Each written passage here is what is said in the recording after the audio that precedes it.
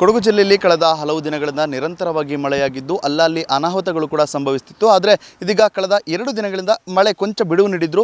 ಮಳೆ ನಿಂತರೂ ಕೂಡ ಮಳೆಯಿಂದ ಆಗುವಂತಹ ಅನಾಹುತಗಳು ಮಾತ್ರ ಇನ್ನೂ ನಿಂತಿಲ್ಲ ಅಂತಲೇ ಹೇಳ್ಬೋದು. ಇದೀಗ ನಾನು ಸದ್ಯ ಕೊಡಗು ಜಿಲ್ಲೆ ಮಡಿಕೇರಿ ಸಮೀಪ ಇರತಕ್ಕಂತಹ ಮೇಕೆ ಸಮೀಪ ಇದ್ದೀನಿ. ನೋಡ್ಬೋದು ಈ ಒಂದು ರಸ್ತೆ ಏನಿದೆ ಇದು ಮಡಿಕೇರಿಯಿಂದ ವಿರಾಜಪೇಟೆ ಸಂಪರ್ಕ ಕಲ್ಪಿಸುವ ರಾಜ್ಯ ಹೆದ್ದಾರಿ 277. ಈ ಭಾಗದಲ್ಲಿ ನಿನ್ನೆ ಅಂದರೆ 2 ಗಂಟೆಗಳ ಕಾಲ ಸುರಿದ ಧಾರಾಕಾರ ಮಳೆಯಿಂದಾಗಿ ರಸ್ತೆ ಪಕ್ಕದಲ್ಲಿ ಸಣ್ಣ ಪ್ರಮಾಣದ ಒಂದು ಕುಸಿತವಾಗಿರುವಂಥದ್ದು.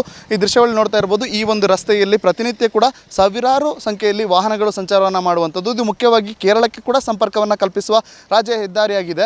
ಅಂತಾರಾಷ್ಟ್ರೀಯ ವಿಮಾನ ನಿಲ್ದಾಣ ಕೂಡ ಈ ಒಂದು ರಾಜ್ಯ ಹೆದ್ದಾರಿಯನ್ನು ಕೂಡ ಸಾಕಷ್ಟು ಮಂದಿ ಒಂದು ಅವಲಂಬಿಸಿರ್ತಾರೆ. ನೋಡ್ಬೋದು ಈ ಒಂದು ರಸ್ತೆ ಏನಿದೆ ರಸ್ತೆಯ ಪಕ್ಕದಲ್ಲಿ ಇದೀಗ ಸಣ್ಣ ಪ್ರಮಾಣದಲ್ಲಿ ಕುಸಿತವನ್ನು ಕಂಡಿರುವಂಥದ್ದು. ಈ ಒಂದು ಕುಸಿತ ಏನಂತಂದರೆ ನಿನ್ನೆ 2 ಗಂಟೆಗಳ ಕಾಲ ಇನ್ನು ಮಡಿಕೇರಿಯಲ್ಲಿ ಧಾರಾಕಾರವಾಗಿ ಮಳೆಯನ್ನು ಸುರಿತು. ಈ ಸಂದರ್ಭದಲ್ಲಿ ಸುರಿದಂತಹ ಮಳೆಯ ಎಫೆಕ್ಟ್ನಿಂದಾಗಿ ರಸ್ತೆ ಮೇಲೆ ಹರಿದಂಥ ನೀರು ಅಂದರೆ ಬೆಟ್ಟ ಭಾಗದಿಂದ ಬಂದಂತಹ ಆ ನೀರು ಜೊತೆಗೆ ಮೇಲ್ಭಾಗದಿಂದ ಬಂದಂತಹ ಚರಂಡಿ ಪಕ್ಕದ ನೀರುಗಳು ಏನಿದ್ದಾವೆ ಇವುಗಳು ಈ ಒಂದು ರಸ್ತೆ ಪಕ್ಕಕ್ಕೆ ಹರಿದು ಇದೀಗ ಅನಾಹುತ ಸಂಭವಿಸಿರುವಂಥದ್ದು. ಈ ರಸ್ತೆಯಲ್ಲಿ ಪ್ರತಿನಿತ್ಯ ಕೂಡ ನೂರಾರು ಸಂಖ್ಯೆಯಲ್ಲಿ ವಾಹನಗಳು ಕೂಡ ಸಂಚಾರ ಮಾಡ್ತವೆ. ಅಂದರೆ ಬಸ್ಗಳಾಗಿರ್ಬೋದು, ಲಾರಿ ಇತ್ಯಾದಿ ವಾಹನಗಳು ಪ್ರತಿನಿತ್ಯ ಕೂಡ ನೂರಾರು ಸಂಖ್ಯೆಯಲ್ಲಿ ವಾಹನಗಳು ಕೂಡ ಸಂಚಾರವನ್ನು ಮಾಡುವ ಹಿನ್ನೆಲೆಯಲ್ಲಿ ಎಲ್ಲ ಒಂದು ರೀತಿಯಲ್ಲಿ ಅನಾಹುತ ಆಗಬಾರ್ದು ಅನ್ನೋ ನಿಟ್ಟಿನಲ್ಲಿ ಇದೀಗ ರಾಜ್ಯ ಹೆದ್ದಾರಿ ಪ್ರಾಧಿಕಾರ ಈ ಒಂದು ಸ್ಯಾಂಡ್ ಬ್ಯಾಗ್ಗಳಾಗಿರ್ಬೋದು ಜೊತೆಗೆ ಈ ಒಂದು ಸೂಚನಾ ಪಟ್ಟಿ ಏನಿದೆ ಇದನ್ನು ಕೂಡ ಅಳವಡಿಕೆ ಮಾಡಿರುವಂಥದ್ದು. ಅಂದರೆ ಇದೊಂದು ತಿರುವಿನಲ್ಲಿರುವಂತಹ ಒಂದು ರಸ್ತೆ. ಹೀಗಾಗಿ 2 ಭಾಗದಿಂದ ಬಂದಂಥ ಸಂದರ್ಭದಲ್ಲಿ ಒಂದು ವಾಹನಗಳು ಬಂದಂಥ ಸಂದರ್ಭದಲ್ಲಿ ಅನಾಹುತಗಳು ಎದುರಾಗುವ ಸಾಧ್ಯತೆ ಇದೆ. ಹೀಗಾಗಿ ಈ ರೀತಿಯ ಒಂದು ಸ್ಯಾಂಡ್ ಬ್ಯಾಗ್ಗಳನ್ನು ಅಳವಡಿಕೆ ಮಾಡಿ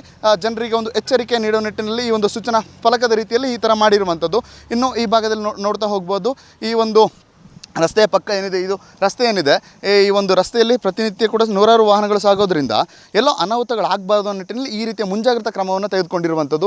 ಆ ರಸ್ತೆ ಪಕ್ಕದಲ್ಲಿ ಏನಿದೆ ಇದರಲ್ಲಿ ಈ ಏನು ಕುಸಿತವನ್ನು ಕಂಡಂಥ ಸ್ಥಳದ ಮುಂದೆ ಕೂಡ ಸಣ್ಣದಾಗಿ ಬಿರುಕು ಕೂಡ ಕಾಣಿಸಿಕೊಂಡಿರುವಂಥದ್ದು. ಮಳೆ ಅಂದರೆ ಇದೇ ರೀತಿ ಮಳೆ ಏನು ನಿನ್ನೆ 2 ಗಂಟೆಗಳ ಕಾಲ ಸುರಿದಂತಹ ಮಳೆ ಏನಿದೆ ಇದೇ ರೀತಿ ಮಳೆ ಸುರಿದಲ್ಲಿ ಮತ್ತಷ್ಟು ಅನಾಹುತಗಳಾಗುವ ಸಾಧ್ಯತೆಗಳು ಕೂಡ ಇರುವ ಸಾಧ್ಯತೆ ಹೆಚ್ಚಾಗಿ ಕಂಡು ಬರ್ತಾ ಇದೆ. ಹೀಗಾಗಿ ಈ ರೀತಿಯ ಮುಂಜಾಗ್ರತಾ ಕ್ರಮವನ್ನು ಇದೀಗ ರಾಜ್ಯ ಹೆದ್ದಾರಿ ಪ್ರಾಧಿಕಾರ ತೆಗೆದುಕೊಂಡಿದೆ ಅಂತಲೇ ಹೇಳ್ಬೋದು.